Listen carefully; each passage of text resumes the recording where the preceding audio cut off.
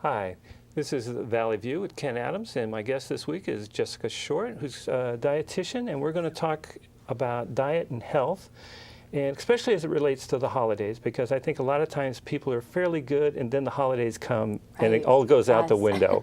So welcome to the show, Jessica. Thank you so much for having me. So am I correct in that view that the diet kind of goes out the window with the holidays? Yes, I think there's a lot of reasons for that. You know, we're shifting. It's typically a colder time of year. We're looking for more comfort foods. It's a more stressful time of year. And then just the holidays themselves, there's a lot of memories that are connected to food. Well, yes, because I can remember that, you know, at Thanksgiving we'd have turkey and mashed potatoes and either peas or squash and dressing. And so you kind of expect those things. Exactly. If we made changes, would it feel like Thanksgiving? Well, I did it this last year. Yeah. Because I decided, no, I got to stay away from the turkey and the mashed potatoes. Right. But actually, my wife made this kind of fancy salad with like pomegranates, and there was a lot of different taste, a lot of, you know, kind of stuff that was just kind of popping in your mouth, and that kind of I found kind of exciting. So that kind of made up for it, I think. Sure, yeah. So I guess there are things that you can do, but you kind of have to make the food flavorful or interesting at least. Absolutely. And the easy ways to make food flavorful are fat and salt. And so getting creative like your wife did with that salad, takes some thinking outside the box. And if we're not used to working with food like pomegranates, it can be kind of intimidating. Yeah, but at least you're not trying to cook it. I mean, in a salad, it's fairly simple. That's true. Yes, yeah. Now, are there some foods that, like if you're going to be cooking, that would be something interesting could come out of it? Or is that's probably a much more difficult thing than doing a salad, I would imagine. Well, and if you think about baking is really a science. And so when we start to tweak with those recipes, it can get a little tricky. But there are some easy things we can do to our holiday favorites. Fat is pretty easy to replace in baked goods with things like applesauce and bean puree and prune puree. I made a cake for one of our cooking classes at the hospital that had condensed tomato soup as a fat and egg replacer. It needed less egg. It was pretty neat. Oh, okay. Turned out more like a carrot cake. Well, yeah. Well, that's the other problem that I've always had is that, like, I seem to really crave sweets, and that really kind of throws me off whatever diet I'm trying or, you know, attempting to do. Yes, and we're surrounded by sweets at the holidays. They definitely trigger. You know, we are more stressed during the holidays, and we're looking for those brain chemicals that help us calm down, serotonin and dopamine. And those sugary foods can really trigger those and create sort of a pseudo calming effect for us. Okay, so I guess there's a lot of chemistry involved with actually eating. Yes, yeah. And unfortunately, chemistry was one of my weak subjects in college. But so I also wanted to kind of talk about a healthy diet. Yeah. And what are some things that maybe people don't eat on a regular basis that if they could kind of maybe incorporate it into their diet, it would be helpful for them as far as their health is concerned, and maybe as a side benefit might help if they're trying to lose weight or something of that nature? Absolutely. Well, I think what we need to do is eat more plants. We need more fruits and vegetables.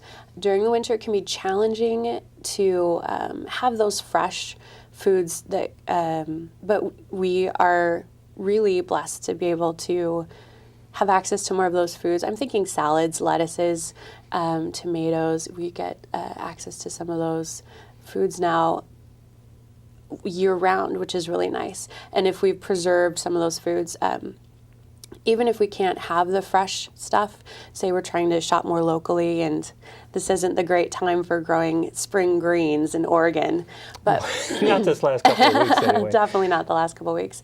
But frozen vegetables they retain a lot of their nutrients, and they can be a really good choice. We're steering away from the food pyramid now, and we're using the plate method. And as I work with my clients, I encourage them to get a quarter of their plate protein, quarter of them starchy foods, and then half the plate of vegetables. Broccoli and cauliflower, turnips, beets, all of these non-starchy foods that are really nutrient dense, lots of vitamins and minerals. Yeah, and they will take up a lot more room in your stomach than, say, steak or something of that nature. And there's fiber there, and they're very hydrating. Yeah. Oh, okay. Actually, my daughter has been cooking and preparing foods a lot. That's great. And she's been using a lot of kale, because she knows I like kale. And she's been using it not just in soups, but also like in the salads to kind of mix in. In fact, she almost never uses lettuce anymore. She uses a lot of other things other than lettuce, like spinach and different kinds of lettuce, not the iceberg type lettuce. Yeah, anytime we invite variety into our diet, like you mentioned, the variety of greens that we can eat, we are exposing our bodies to more nutrients, a wider array. If we just eat the same vegetables day after day, we're missing out on the other things. So like tomatoes are really good for lycopene and potassium, and they're fantastic for us, super helpful, good for heart health, lots of great things. But when we add kale, we expand the variety, then we get different antioxidants, just a different nutrient profile. Kale is super nutrient dense, it's so fantastic. And we're getting to use it in different ways, like you mentioned. The soups are fantastic. Salads are great. I love it just with avocado mix in it and lemon juice, just a nice basic salad. And kale chips are a really fun treat that can get kids involved and intrigued. Yeah, and like she also uses like Swiss chard with garlic, and she kind of wilts it, in olive oil. And I think sometimes she does add a little bit of like lemon or something. And I find that like a lot of times when I add like some sort of citrus to something, it really, like I say, it kind of excites my taste buds or something. It kind of, makes things more flavorful. And I think a lot of times people, and I think you're making a really good point about don't always have the very same things all the time. Yeah. And that helps you health-wise too, because it has those free radicals and things like that that can help cleanse your body and give you different kind of nutrients and like that. And the exciting and challenging thing about my profession is that we're learning things every day. We learn more about food every day. We started out with the vitamins, and then there was more to the food picture than that. And so we talked about minerals, and now we're talking about phytonutrients. That didn't exist. We weren't talking about that in food until just recently. And so we're learning more every day about how food helps our bodies be well and helps our bodies heal ourselves. So what are these So they're not vitamins, they're not minerals, they're other nutrients that perform specific roles in the body. We've got quercetin, we've got chlorophyll, we've got lycopene, and they are associated with specific colors. Okay. And so foods that are green will have the same phytochemical. Foods that are red will have the same phytochemical. One of the phrases we talk about a lot is get a rainbow on your plate. And it's literally because each color of the rainbow does a different job in your body. Oh, okay. So like when I add like apricots into something, Yeah. I'm getting those, and maybe with, like cranberries. Uh-huh. So you try to mix up the your colors, Yeah, so that's what you really want to see is a colorful plate. Absolutely. Oh, okay. Yeah. Easy meal planning. Yeah, and also I think with some of the talk that I've seen about new diets, they, like I've been trying. I have gone vegetarian for like 6 months now, and I've done it in the past, and a lot of the meats are fine if you keep them in small portions. Yes. And I mean, that's like if you go into a Chinese restaurant, yes, they do have chicken or beef in there, but it's small. It's used as a condiment, to Right. season the whole, and hopefully there's a lot more starch and vegetables there. And so that's a much better way to go about Yes. preparing meals and like that. Yeah. Moderation is definitely very important. You know, we've seen the portion sizes increase over the last couple of years, and it's I think it's a cultural thing. We want more for our money, and our plates are getting bigger, and our portion sizes are getting bigger, and our eyes like it. And when we put a normal portion size on our big plates, we just think, wait a minute, I'm being Oh, so we cheated should here. get smaller plates? Absolutely, yes, it definitely helps. Oh, okay. But we were talking about using meat as a condiment, and the same thing can go for cheese. And these food groups have iron, and they have zinc, and they have really important micronutrients for us as well. But if we eat them to the exclusion of the fruits and the vegetables, we'll suffer health-wise. And you know, there's a situation too where people are. I guess I'm thinking back to like when I was young. You know, you'd get a bottle of Coke, and it'd be 6 ounces or 8 ounces. Yep. And now, like the smallest you get is maybe like 12. Yes. Yeah. I mean, you have to go looking for something smaller than 12. And sure, and it's shocking how large the super giant gulps are now, and we are consuming this at an alarming rate. I think the pursuit of caffeine and some of these stimulants is a cover-up for some nutrient deficiencies, and I went through that journey myself. I was really into consuming caffeine to get me through my workday, but I found that as I switched, I was able to wean myself off, and it was through eating more fruits and vegetables. I would drink fruit juices, which we have to be careful with because they can have lots of added sugar. But as an alternative to soda, I felt like it was more nutrients for the calorie, and it helped me have the energy without the crash. Caffeine only helps for a little while. It blocks our brain receptors, or our sleep receptors in our brain, excuse me. Oh, okay. And so our brain just makes more, so we need more and more caffeine to counteract the body's desire to sleep, and it's dehydrating. So lots of problems with caffeine. Yeah, and you know, it's kind of interesting that you brought this up because I can remember this was years ago. I was doing a Renaissance fair down in Las Vegas, which is a terrible place to have a Renaissance fair, I admit. And my son went with me. And he had agreed to go, but he had to be back for his Monday morning class. He didn't want to miss the class. And so I said, okay. So we didn't get to leave Las Vegas till about 7, 8 o'clock. And at the time, we were living in Sacramento. And I didn't want to drive back all night drinking coffee because I knew when I got home then, I'd be so wired I wouldn't be able to fall asleep. Yeah. So what I did was I substituted orange juice. When I needed to make a stop, I had orange juice instead. And, you know, like it got me through. I don't think I got as drowsy either from that. And then like when I got home, got him to school, I was able to go home, go to sleep. Right, because that's really what the body needs. We need that sleep to restore our body rhythms, but I love that you used orange juice. Well, I don't even know what made me do it, but I just couldn't imagine drinking coffee for, you know, like 600, 700 miles, you know. Right. and I always like orange juice. I used to surf a bit, and I always would crave orange juice when I went to the beach, and it actually would give me a lot of energy to get started and like that. So that was, I guess, kind of in the back of my head, and I said, well, why don't I try it and see what happens? And I found that it worked great, and also it's not a diuretic, so you don't have to make as many stops. Right? You get home sooner. I love it. Yeah. Well, that's fantastic. Yeah, I love that you mentioned that you craved it. You were very active at that time. Your body was telling you what it needed to maintain that level of activity.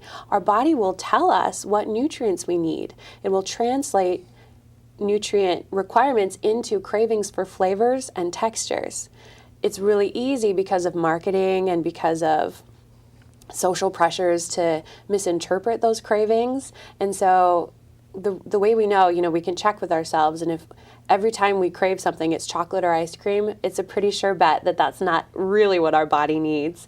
But even the craving for chocolate could be a cry out for a deeper manganese, so if you get the super dark chocolate, and offer that to your body, the craving will go away, and So you you'll don't feel need really as good. much chocolate because you're getting it concentrated. Exactly, the real stuff. Yeah. Also, actually, I did play football, and Yeah. at halftime, they would have sliced oranges for us to eat, and that's what usually we'd eat at halftime.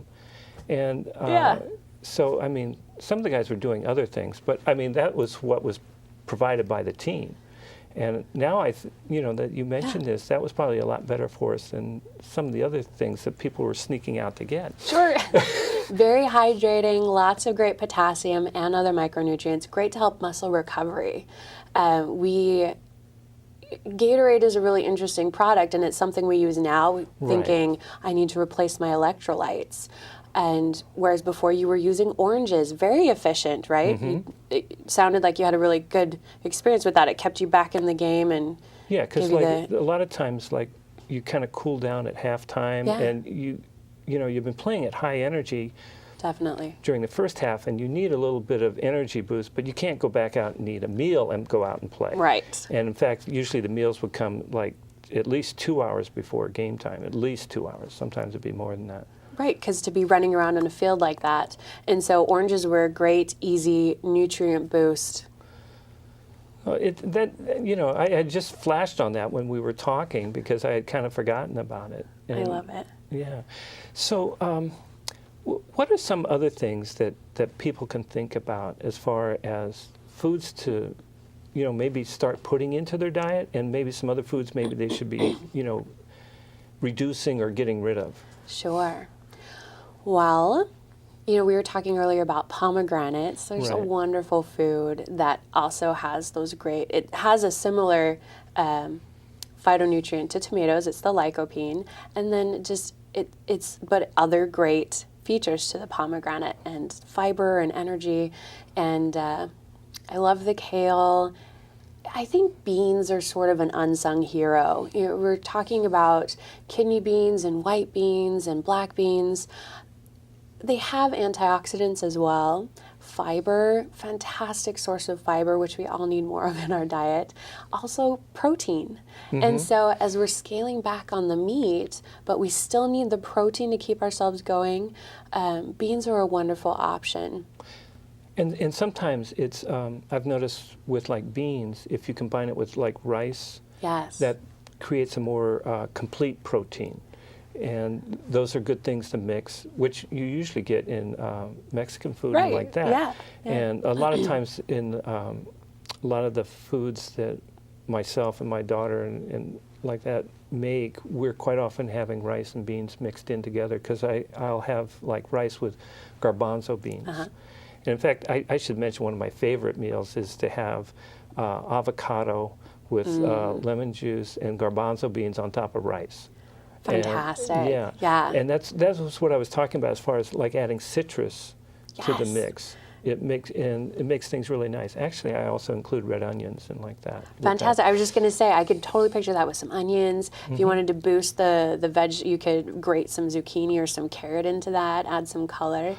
And what I love about the lemon juice and the citrus is you get a boost of vitamin C, and it's a great way to reduce the salt.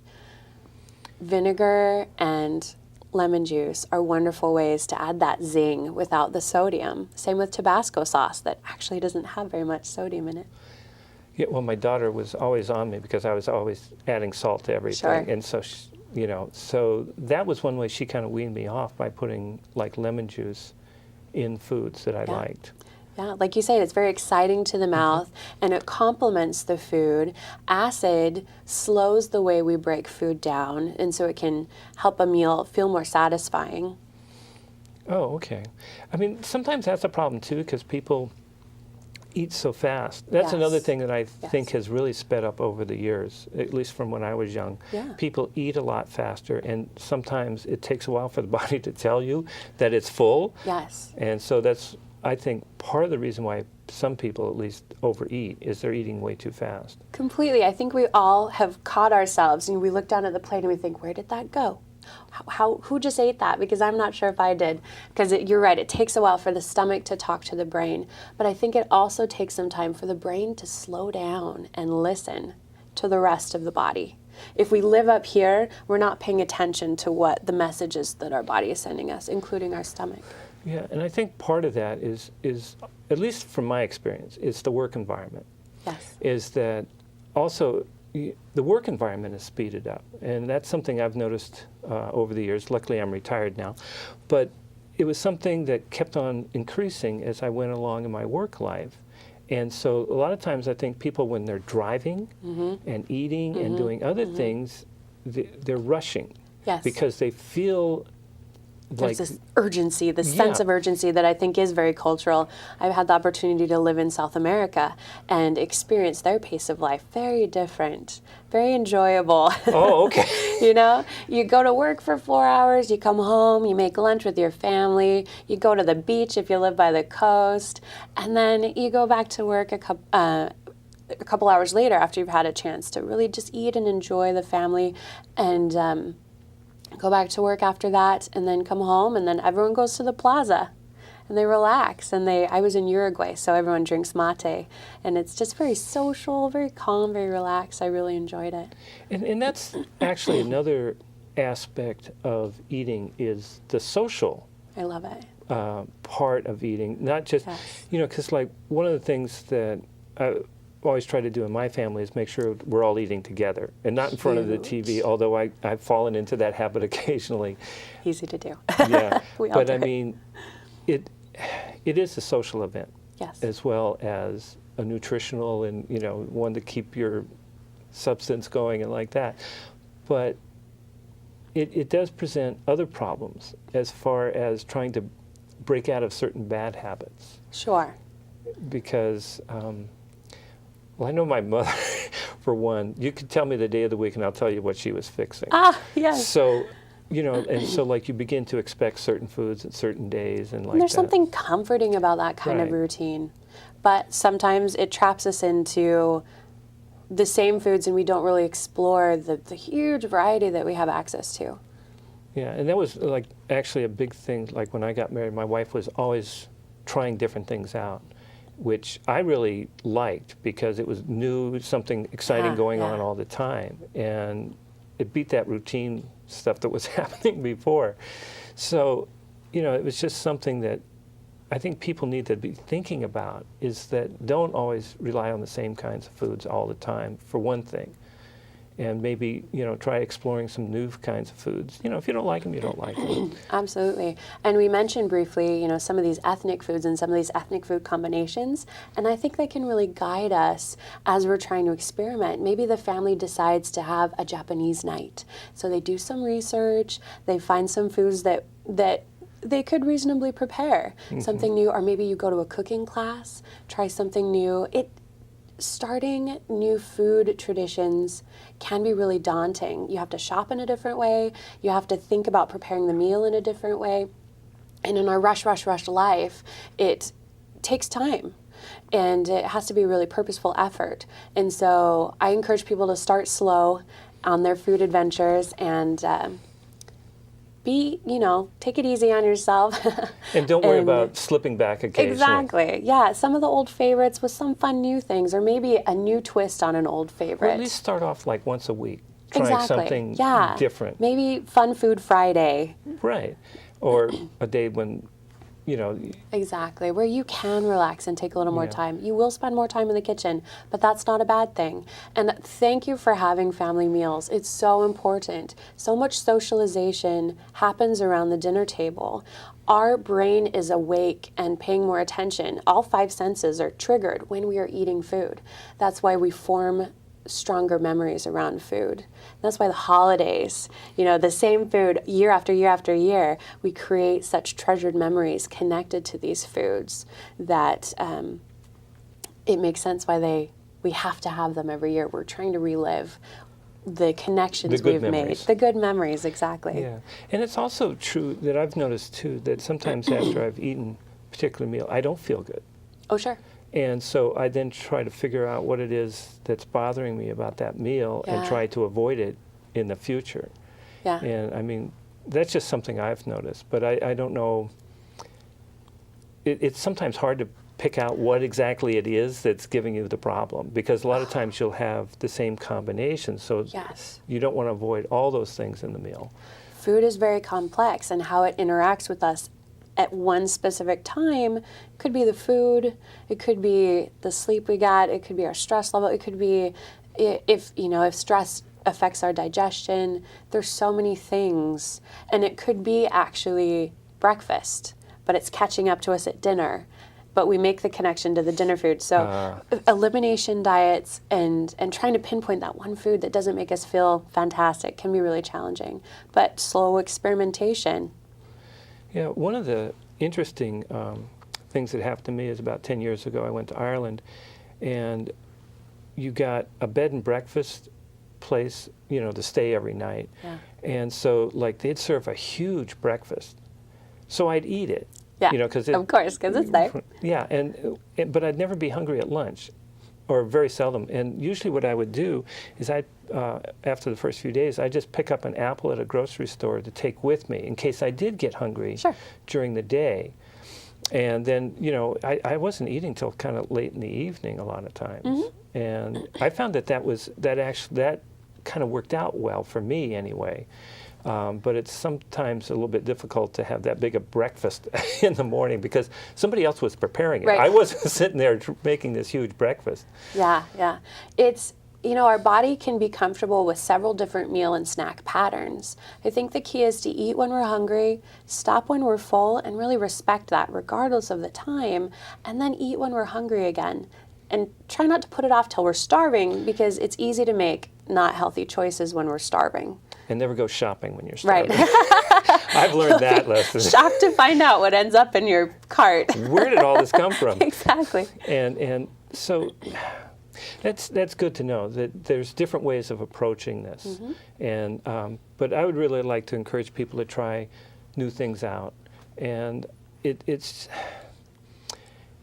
healthy, and it's kind of exciting. It kind of brings a little bit of pizzazz to your dinner table when you're trying new things out. Yes, it's fun. It's a conversation piece. If kids are picky eaters, mm-hmm. have them choose the fun food. Have them make it and touch it and decide what's going to be done with it. And even if they just are playing with it, that's progress. And I hope parents don't get discouraged. Just know that their kid's having a new food experience, and it'll be okay. Yeah, and one of the things I've noticed about younger kids too is it's food texture that sometimes throws them off, and they don't want to try things. Absolutely. And so that's something to keep in mind. Tofu is probably not one of the things they're going to really, because of the appearance of it. Of course, yeah. And then how it feels in their mouth. It can be very off-putting, yeah. And knowing that kids have more taste buds than we do and stronger sense of smell, we need to remember that our sense of taste and smell has really changed over the years, so we need to respect that it could be a really intense experience for them. Just keep offering it. Don't make it a big deal, and it won't become a battle. Well, I'd like to thank you for coming on the show and talking about diet, Jessica. And this has been Valley View with Ken Adams and Jessica Short, talking about diet, especially in relationship to the holidays, and wishing you a happy holidays. Thank you.